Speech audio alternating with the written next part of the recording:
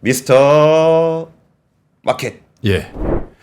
자, 오늘은 우리나라 얘기를 좀 해볼 텐데요. 우리나라 경제 성장률 얘기입니다. 자, 헤드라인을 주세요.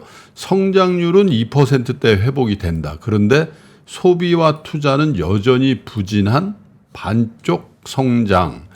근데 2%대 성장은 우리 권 팀장은 어떻게 생각해요? 2%면 잘한 거예요? 못한 거? 2%대라면? 뭐 예전에라면 안 쳐주는데 우리가 1%를 받잖아요. 네. 그래서 2% 잘 못 받아들이는 모양인데. 저는 2%로는 만족 못합니다. 근데 최소한 이제 3%는 돼야. 예, 뭐 3%대, 4%대도 사실 이 방송을 보고 계시는 5, 60대 이 시청자 여러분들은 야, 큰일 났다. 이렇게 생각을 많이 하실 거예요. 그런데 어쩔 수가 없는 걸로 우리가 받아들여야 되는 게 우리가 이제 OECD 회원국이잖아요. OECD 회원국의 평균 성장률이 2% 정도 선이에요. 그러니까 2%대 하면 OECD 회원국 중에 한 중간 정도 성장을 한다 이렇게 보시면 된단 말이에요. OECD의 중간 정도. 네. 예. 뭐 OECD가 선진국 클럽이니까 예. 한국이 선진국이 됐다라는 건 성장률이 추세적으로 높아질 가능성이 없는 경제가 됐다라고 얘기할 수도 있는 상당히 반어법적인 건데. 근데 어쨌든 작년에 우리가 한 1.4% 어간 성장을 했는데 올해는 2%니까 성장은 성장인데 이 의미는 일종의 기저 효과를 감안해서 봐야 된다는 의미도 있는 거죠. 예. 작년에 워낙 죽을 썼으니까 올해 그거보다 더 안 좋은 건 진짜 안 좋은 거고요. 예, 상당히 반등을 해줘야 만족스러운 결과가 나오는데 뭐 상당인지는 모르겠습니다만은 대체로 보면 2%대 초반의 경제 성장을 이룰 것이다 이렇게 보고 있는데 국책 연구기관 중에 가장 크고 오래된 데죠. 한국개발연구원 KDI에서 경제 전망 수정치를 냈는데 올해 우리 경제를 2.2% 성장하는 것으로 봤습니다. 이게 2.2%가 우리 정부의 전망치하고 같고요. 한국은행은 2.1, IMF는 2.3, OECD는 2.2니까 대체로 그냥 2%에서 한 2.3 이 어간을 보고 있는 것 같은데 뭐 작년에도 연초에는 좋다고 했다가 결과가 안 좋아가지고 굉장히 이 경제 전망 수치를 내는데 조심하는 것 같아요. 조영무 박사님 내는 1.8. 네, 2% 안 될 거라고 이제 보고 있는데 그런데 어쨌든 KDI의 경제 전망치 수정치에서 전 세계 성장률 전망치는 기존의 2.9에서 3.1로 늘려 잡았습니다. 네. 근데 늘려 잡았음에도 불구하고 한국의 성장률은 제자리라는 거는 경제 성장률 구성하고 있는 몇 가지 항목 중에는 오히려 뒷걸음치고 있는 것도 있을 수 있다. 이렇게 보는 시각이 있는 거죠. 왜냐하면 수출이 추세적으로 좋아지고 있는 거는 대부분 느끼실 거예요.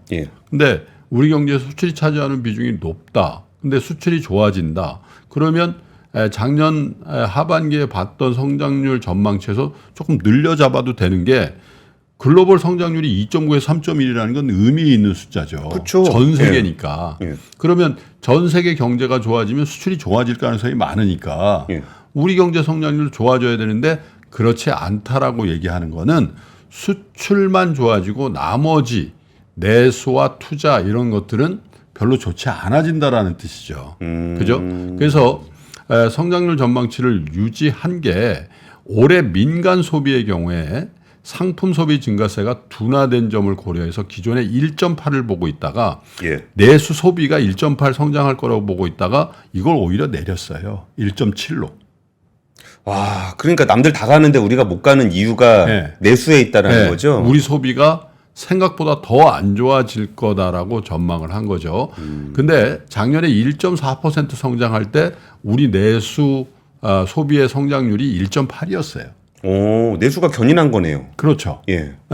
그런데 올해는 2%대 초반 성장하는데 그거보다 안 좋다라는 얘기니까 체감하는 내수의 어떤 침체가 굉장히 심각해질 수 있다. 이렇게 보셔야 된다는 거고요. 그 다음에 이제 투자가 있는데 건설 투자가 투자 중에 가장 경기에 민감하고 비중도 크잖아요. 기존에도 1% 정도 전년 대비해서 마이너스 날 거라고 봤는데 이 감소폭이 확대돼서 1.4% 역성장할 것으로 내다봤습니다. 와. 네. 그러니까 사실 1.4% 역성장이라는 게 뭐 그게 그 정도 가지고 그래. 그런데 사실 경제는 그냥 있으면 성장하게 돼 있어요. 그렇죠. 네. 그런데 이게 뒷걸음을 치는데 1.4% 친다는 거는 굉장히 의미 있는 역성장이라고 보셔야 되고요.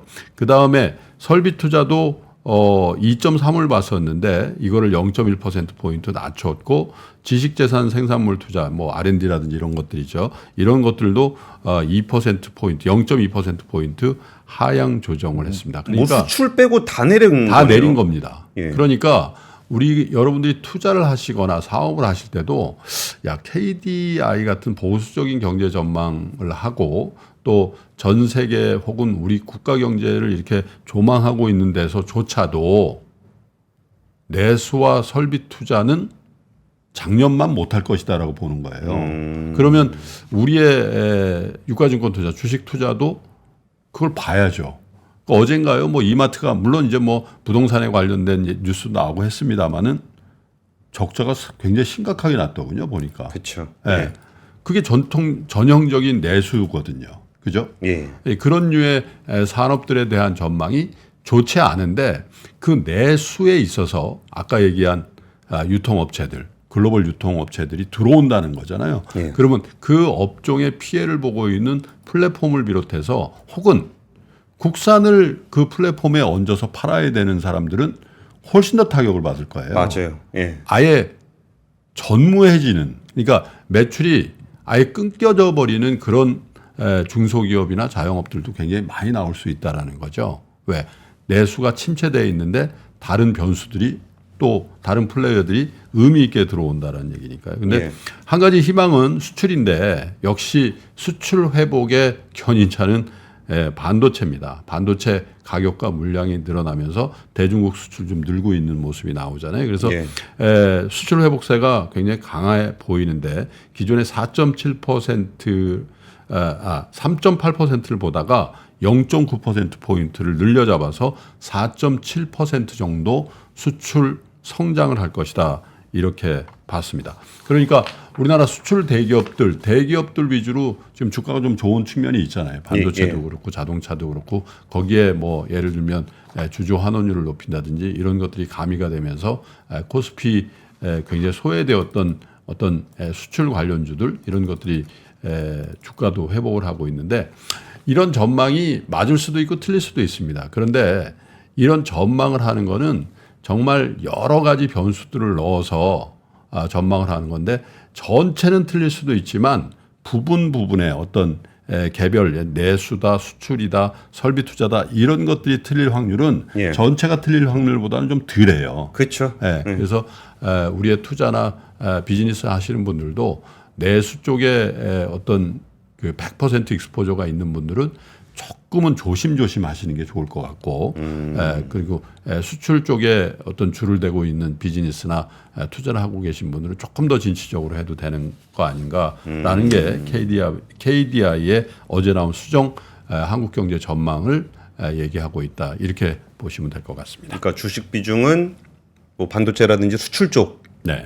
조금 비중이 있는 쪽이 좀 좋을 것 같다는 그렇죠. 말씀이신 예. 것 같고 삶은 어떨까요? 우리의 삶은 삶은 근데 사실 뭐 대부분의 사람들이 수출하면서 먹고 사는 사람들은 그게 좀 보다는 팍팍해요. 네. 수출은 대체로 보면 대기업 그리고 아까 반도체 같은 것들이 뭐 삼성전자, 하이닉스 같은 것들이 장악하고 있는데 예. 사실은 수출이 좀 는다고 해서 고용이 바로 늘질 않거든요. 그렇죠. 근데 내수 아까 특히 부동산 설비 투자 이런 것들이 늘어나면 그건 바로 고용이 늘어요. 그렇죠. 네. 예. 그러니까 사실 아랫목, 윗목이라는 표현을 하는데 아랫목이 따뜻해져서 수출이 아랫목이라면 예. 윗목인 내수나 설비까지 가는데 시간이 걸린다라고 얘기하는데 점점 시대가 바뀌면서 안 가는 경우들이 많아요.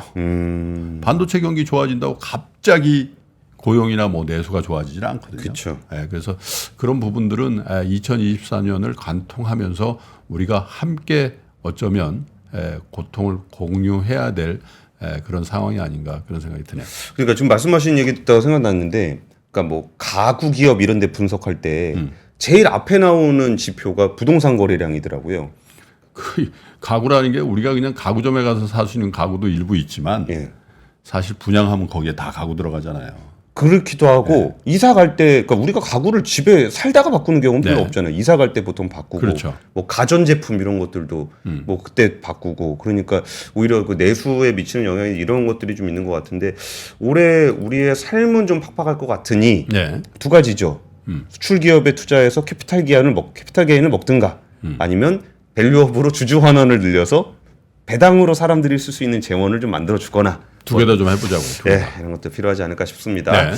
오늘 미스터마켓 여기까지 하고요. 이제 김종영 이사님 만나러 가보겠습니다. 네. 장 시작 전부터 종료까지 쏟아지는 수많은 뉴스와 정보들. 이 중에서 어떤 것이 투자에 정말 도움이 되는 정보일까요?